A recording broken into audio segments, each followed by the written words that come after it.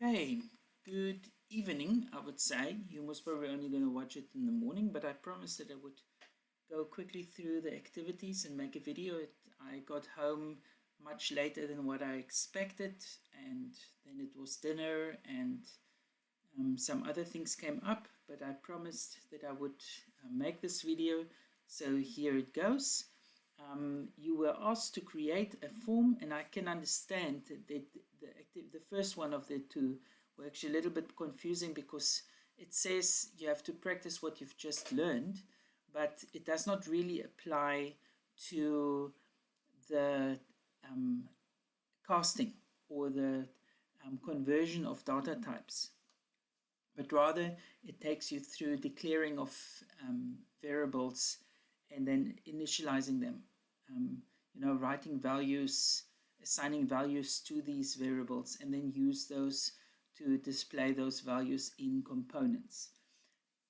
So you had to create a form, and it took you most probably some time.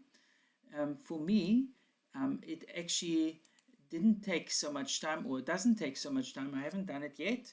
I'm just going to snap my fingers and then the form will appear. 3, 2, 1,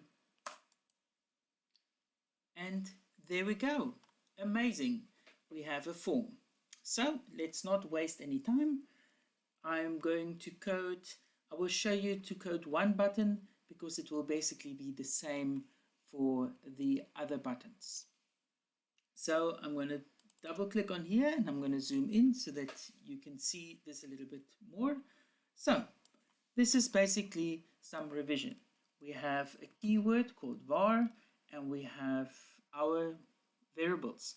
So in this case, it's actually 6 different string variables, and I have to choose from the list that was provided in the textbook 2 that would be most appropriate for students, and I will call them S holiday, as well as S discount, and they are both string variables.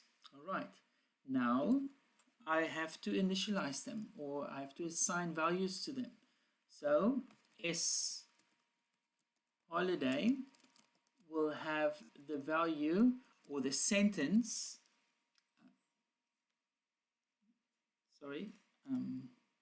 I'm missing. My textbook is on the other side, so I have to zoom out quickly and just highlight that again. Okay. And I will be right there. Sorry, it takes a bit longer. There we go. All right, so we have an apostrophe, and I'm going to say here the next public holiday is on 21 March. And you know what?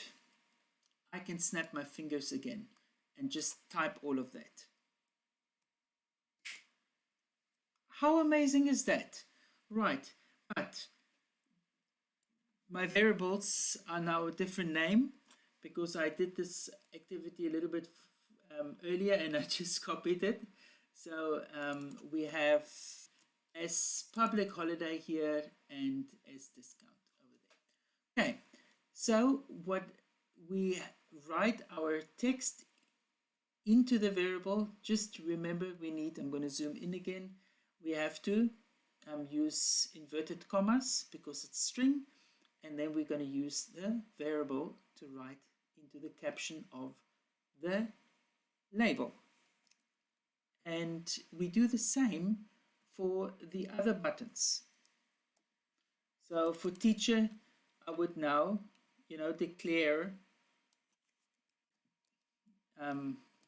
or S, the teacher one would be, for example, mathematics, and S, what other things? Yeah, maybe the year exam start, and that's also a string. And then I would write the sentences into the variables just like I've done here and display them in message 1 and message 2. So if I run this, here we go, and I'm going to bring the form over, and now if I press student, it will display those 2 messages. I'm going to do activity 2 as well, 3.5.2 in the next video.